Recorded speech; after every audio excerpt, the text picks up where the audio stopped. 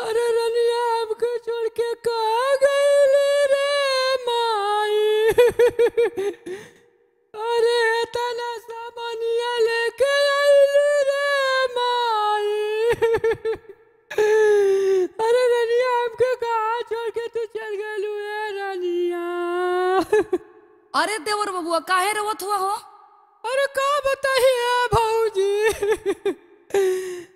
अरे इतना सामान मुर्गा टिकुली आईना का कहीं कुल लेके आईली हम, मगर कहाँ तई ताला बंद के चल गई है रनिया।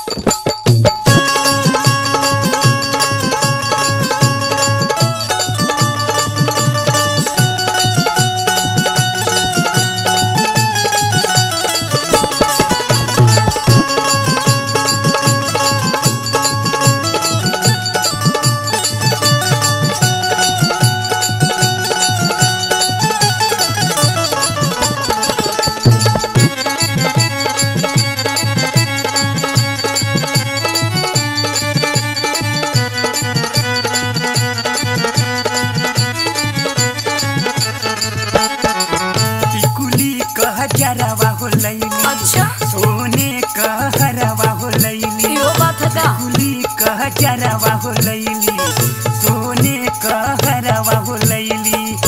सुनाए भौजी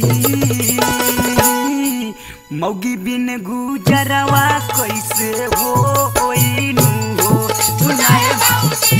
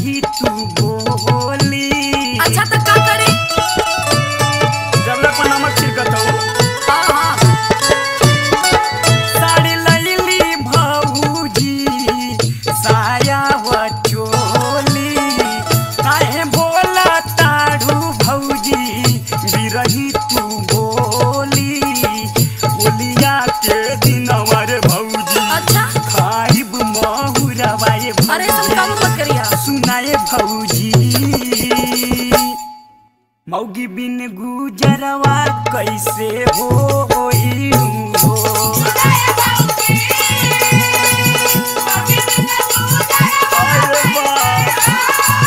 अरे काहे रोत हो?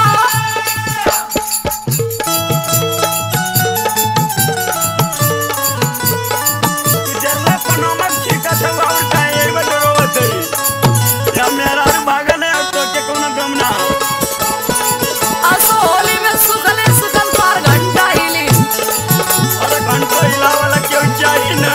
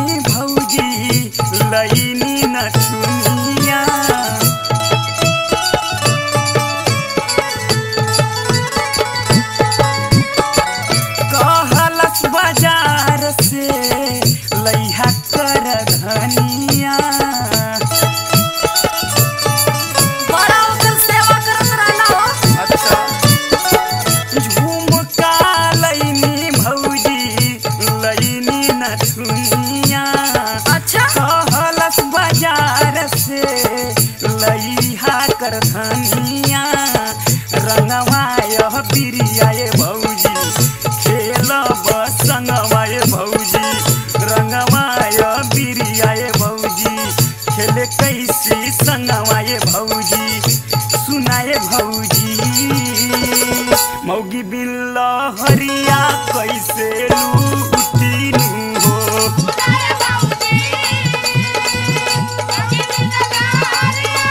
कैसे लूटिए भौजी